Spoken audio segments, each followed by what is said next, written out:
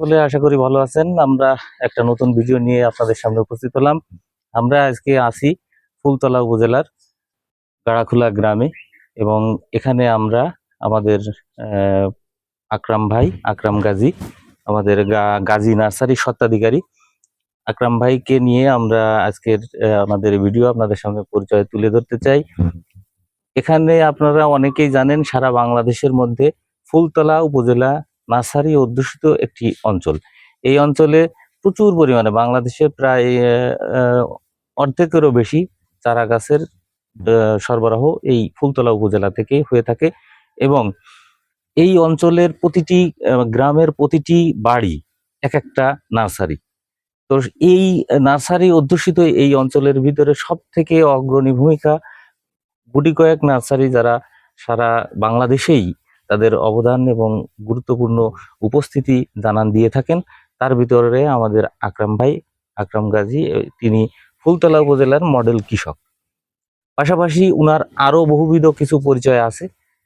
তিনি বিভিন্ন ধরনের প্রশিক্ষণ দিয়ে থাকেন কৃষিতে, যে সকল বিষয়গুলো অত্যন্ত গুরুত্বপূর্ণ সেই গুরুত্বপূর্ণ বিষয়ের উপরে উনি কাজ করেন এবং অত্যন্ত উদ্যমী একজন উদ্যোক্তা। উনি বিভিন্ন ধরনের প্রশিক্ষণেও আগ্রহী এবং তার জানার আগ্রহের কারণেই কিন্তু মূলত তার অভিজ্ঞতা এত সমৃদ্ধ হয়েছে। তো আমরা আজকে সেই আকরাম ভাইয়ের সাথে, আকরাম ভাই আসসালামু আলাইকুম, কেমন আছেন? ওয়ালাইকুম আসসালাম। ভালো আছেন আপনি? আলহামদুলিল্লাহ। আমাদের দর্শকের জন্য আপনার একটু উপস্থাপন করতে চাই আপনার পরিচিতি। আমরা আমাদের ফুলতলা উপজেলার নার্সারি মহলে অনেকেই জানে এবং ম্যাক্সিমাম সবাই জানে, এবং আপনি বিশেষ করে অনেক আনকমন গাছগাছালি আপনার নার্সারিতে পাওয়া যায়। এটি একটা বিশেষ খ্যাতি বা সুখ্যাতি আপনার রয়েছে। তো আমি আজকে আপনার সাথে একটু খোলামেলা আমাদের দর্শকদের জন্য আলোচনা করতে চাই। আপনার বর্তমান উদ্দেশ্য কি? আপনি কি নিয়ে বর্তমানে কাজ করছেন? আমার উদ্দেশ্য হচ্ছে যে আমরা যে ফল খাই, যে সবজি খাই, যেগুলো খাই, এগুলো আসলে আমাকে স্বাস্থ্যসম্মত হতে হবে।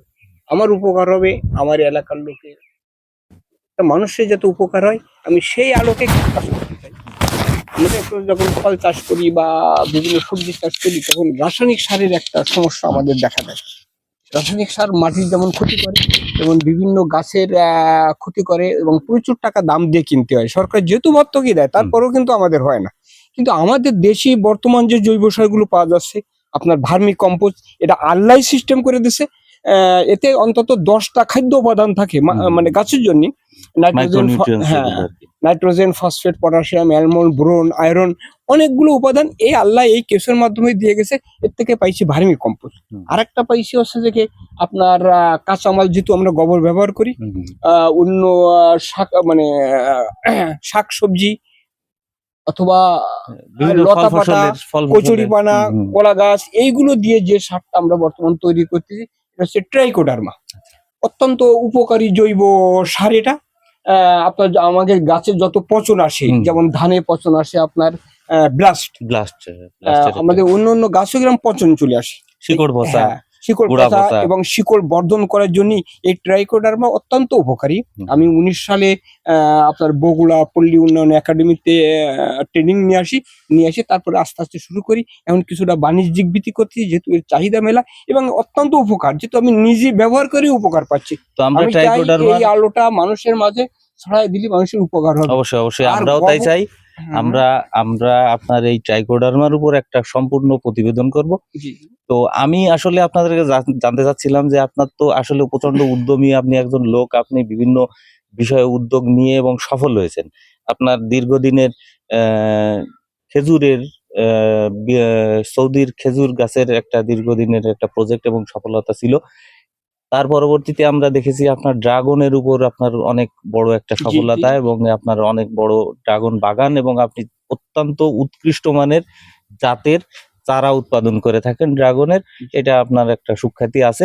এছাড়া পাশাপাশি আপনার দেখেছি যে আঙ্গুরের উপর অত্যন্ত ভালো মানের জাতের মিষ্টি আঙ্গুর, যেগুলো সেই আঙ্গুরের চাষের উপরে আপনার একটা দক্ষতা আছে বা আপনার সুখ্যাতি আছে।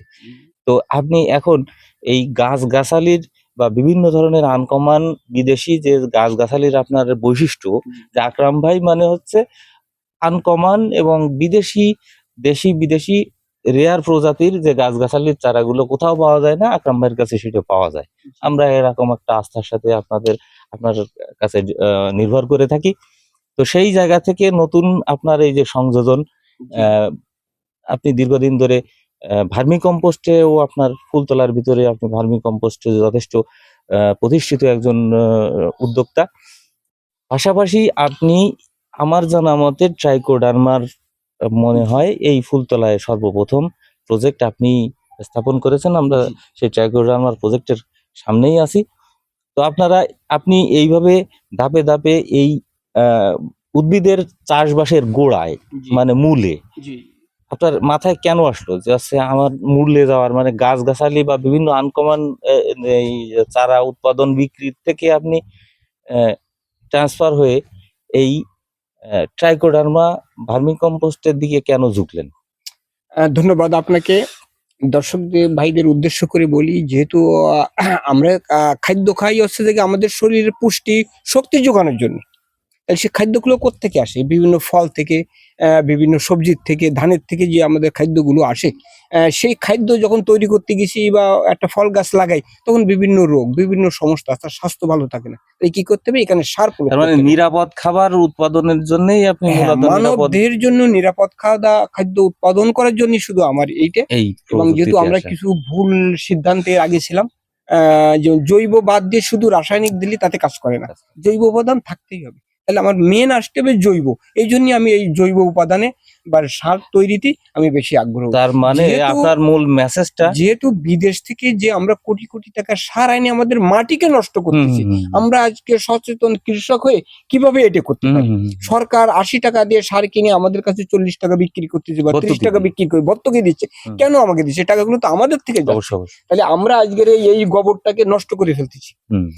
এই গোবরে কিন্তু মিথেন গ্যাস থাকে, আর এই গ্যাসটাকে নিবারণ করে আমরা এখানে আনতেছি, সারটা তৈরি হচ্ছে। এবং এইটাই মূলত গাছের জন্য সব থেকে উত্তম খাবার। আবার মাটিও তো সমৃদ্ধ। হ্যাঁ, আমি যেমন আমি ড্রাগন চাষ করতে দেখলাম, চাষ করতে গিয়ে আমার মানে ধারণা আসলো যে ড্রাগনে আসে পচন রোগ। তাহলে এর থেকে বারবার পচন রোগের ওষুধ ব্যবহার করতে। যেহেতু আমি যখন রাসায়নিক সার দিই তখন কিছুটা পচন চলে আসে ওখান থেকে। তাহলে আমার এই ট্রাইকোডার্মা যদি আমি ব্যবহার করতে পারি, তাহলে আমার এই পচন আসবে না। আমি আগে নিজে অল্প তৈরি করতাম, করে আমার নিজের চাষ করতাম, উপকার পাইছি। আমার আরো কিছু চাষি আছে ড্রাগন চাষি, ওদেরকেও দিয়ে ওরাও উপকার পাইছে। তাহলে এখন ব্যাপক চাহিদা। এবং আমি প্রশিক্ষণে সরকারিভাবে যে প্রশিক্ষণ পাইছি, এতেও দেখলাম যে এইটাই আছে প্রকৃত উপকার, ব্যাপক চাহিদা। এবং যত রোগ আছে, যেমন ধানের ব্লাস্ট রোগের জন্য আজকে চাষিরা মার খাচ্ছে। আমরা মেন এটাতে কাজ করতে হবে, এই জন্য আমার এদিকে চলে আসা। অসংখ্য ধন্যবাদ ভাই, আপনার কথা শুনে অত্যন্ত ভালো লাগলো। আপনি দেশ নিয়ে চিন্তা করেন, আপনি কৃষি নিয়ে চিন্তা করেন, এবং কৃষকরা যাতে ক্ষতিগ্রস্ত না হয়, বাংলাদেশের কৃষি যাতে দিন দিন উত্তরোত্তর এগিয়ে যেতে পারে, এবং আমরা যাতে নিরাপদ খাবার পাই, আমাদের সাধারণ মানুষ যারা আছে তারা যাতে রোগ মুক্ত থাকতে পারে, কীটনাশক মুক্ত এবং জৈব মাধ্যমে উৎপাদিত ফল ফসল থাকে হচ্ছে স্বাস্থ্যের জন্য অত্যন্ত উপকারী।